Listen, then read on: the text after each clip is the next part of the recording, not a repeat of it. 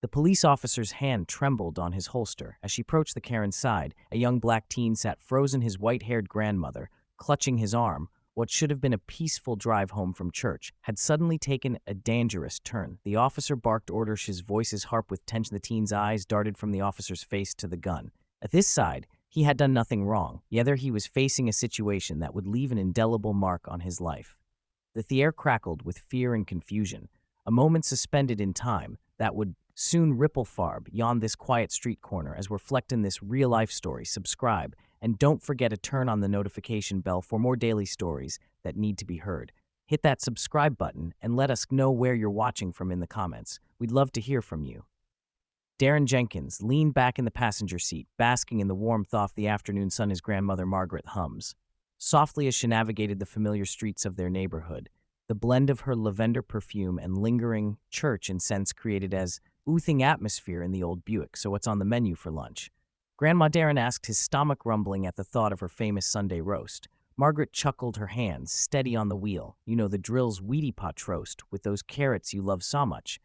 And if you're good, maybe we'll whip up some peach cobbler later. Darren's mouth watered at the prospect. He was about to respond when something in the rearview mirror caught his eye.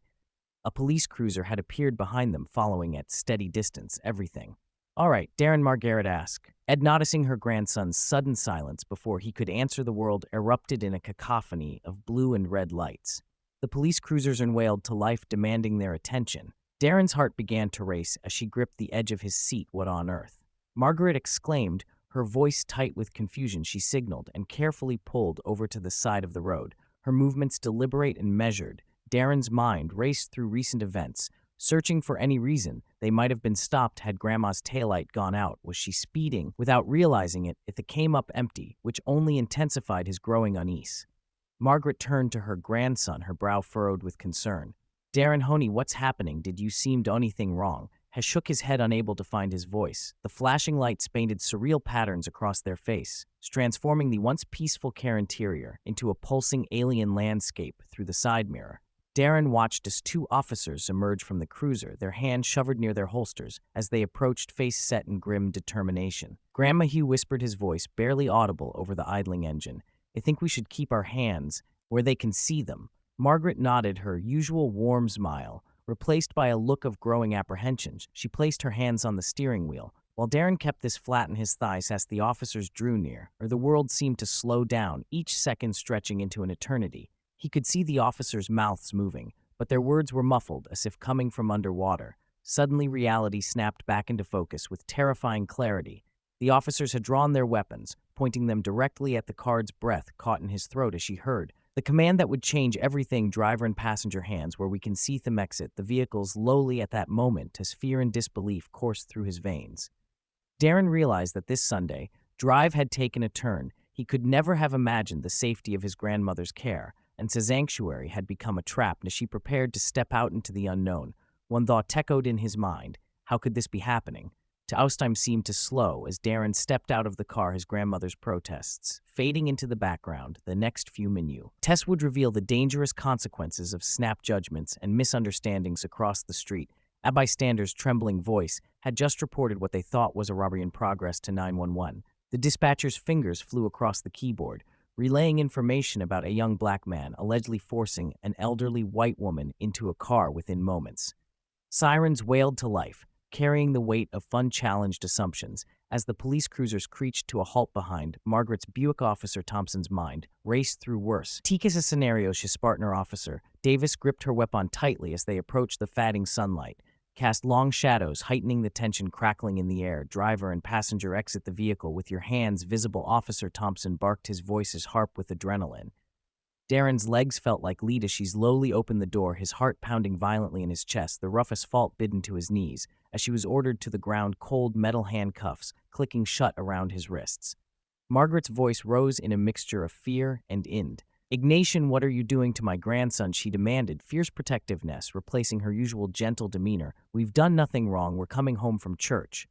For heaven's sake, Officer Davis, she hesitated, confusion flickering across her face. This wasn't fitting the scenario they had prepared for. She glanced at their partner, uncertainty creeping into her stance as mall crowd began to gather, phones emerging to capture the unfolding scene. Dominique Elliott Passerby felt a wave of dread wash over her. Rashi hit record acutely aware of the potential end sequences of the situation. The air grew thick with tension as Margaret continued to plead their case. Officer Thompson's struggle tore consulate the dispatcher's report with the scene before him, his brow furrowed in concentration. It was then that Margaret, their patience worn, then reached into her purse, both officers' tensed hands flying to their weapons. But what emerged was a well-worn photo album with shaking hands. She flipped to a page showing a younger version of herself, with a small boy, unmistakably Darren. Their realization hit like a thunderbolt. Officer Thompson's face drained of color as the full weight of their mistake became clear. "I think there's been a big misunderstanding," he said, his voice barely above a whisper as the handcuffs were removed. Darren remained on the ground, his mind reeling. The incident had lasted only minutes, but its impact would stretch far beyond this moment. How could a peaceful Sunday drive transform so quickly into a nightmare? And more importantly, what would it take to prevent such misunderstandings in the future? As the truth dawned on the officers, a heavy silence fell over the scene.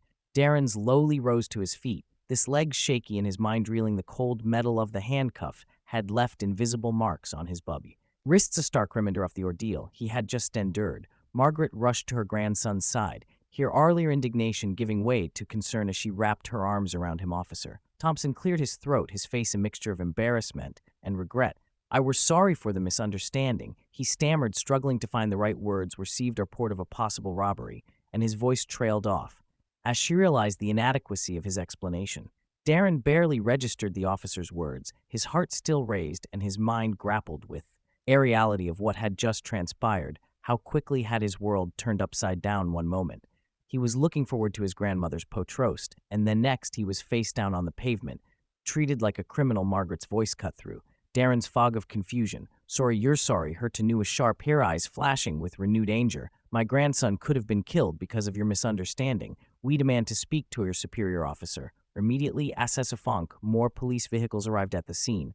A police captain approached, his face gray. Via she assessed the situation. He spoke in hushed tones with officers Thompson and Davis, occasionally glancing at Darren and Margaret. The tension in the air was palpable as everyone waited to see what would happen next. News of the incident spread rapidly through social media and local news. Vans began to arrive. Darren watched in a daze as his grandmother fielded questions, her voice strong and unwavering, as she recounted their harrowing experience. As the gravity of the situations sank, Darren felt a surge of emotions, anger at the injustice, fear of what could ever happened, and a deep sense of violation wed within him. He had always been taught to respect authority, but how could he reconcile that with what he just experienced in the days that followed? The incident became a rallying cry for the community. Protests formed outside the police station, demanding accountability and change. Darren found himself thrust into the spotlight, his face appearing on news broadcasts and social media feeds. The support was overwhelming, but it did little to ease the emotional toll of that full Sunday. Darren's family did note him in seeking justice. They hired a prominent civil rights attorney determined to hold the police department accountable. As they prepared their case, disturbing patterns began to emerge. This wasn't an isolated incident, but part of a larger systemic issue that had long plagued their community. As the legal proceedings began to unfold, Darren couldn't help but wonder about the long-term consequences of that day. How would this experience shape his future? And more importantly, what changes would it bring about in a system that had failed him so profoundly? Dankins grappled with a new reality in the aftermath of that fateful Sunday night. Timers plagued his sleep, replaying the moment when officers pointed their guns at him during the day. He flinched at sirens and constantly looked over his shoulder. Margaret, his grandmother, noticed the change. Their aunt's easy laughter over Sunday dinners gave way to a heavy silence, but their bond grew stronger through sharp trauma and determination for justice. The Jenkins family channeled their pain into action. They attended city council meetings, speaking passionately about police reform. Darren's father organized workshops on citizens' rights and police accountability. Their living room became a hub of activity, filled with volunteers planning awareness campaigns for Darren. Daily life took on a surreal quality at school. He found himself thrust into the role of reluctant spokesperson. He struggled to balance his desire for normalcy with the weight of his newfound platform. The community's response offered hope. A group of artists painted a mural depicting Darren and his grandmothers, surrounded by symbols of justice and unity.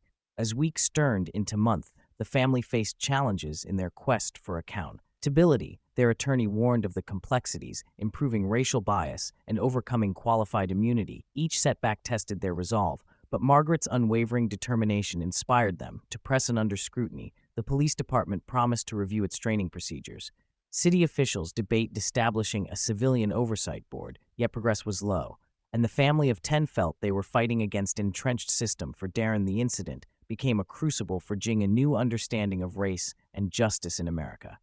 Eimer said himself in civil rights history, drawing parallels between past struggles and his own experience as she grappled with anger and disillusionment. Darren discovered a wellspring of strength he never knew he possessed in quiet moments.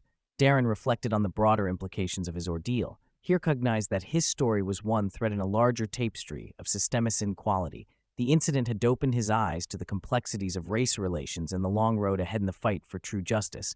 As she looked toward the future, Darren felt a growing sense of purpose, knowing that his voice could be a powerful tool for change. Darren's experience illuminated the harsh reality of racial profiling and systemic bias in law enforcement. What began as a misunderstanding quickly escalated into a dangerous confrontation, underscoring the urgent need for comprehensive police reform.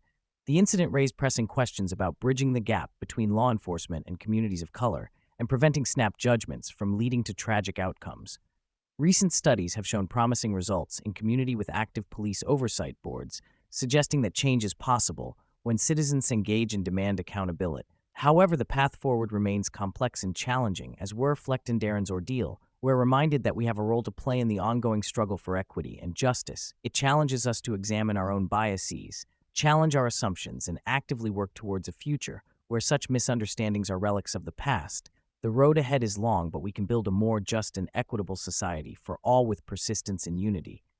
This story serves as a powerful call to action. It urges us to envision and strive for a world where none fears for their safety based on the color of their skin. The journey may be arduous, but it is one we must undertake together, step by determined step, to create lasting change. Join our community of people who believe in justice, empathy, and powerful storytelling. By subscribing, you're not just watching, you're part of a movement that values real stories and change a story your daily routine and make every story counts. Subscribe and join USH Day for stories that make an impact.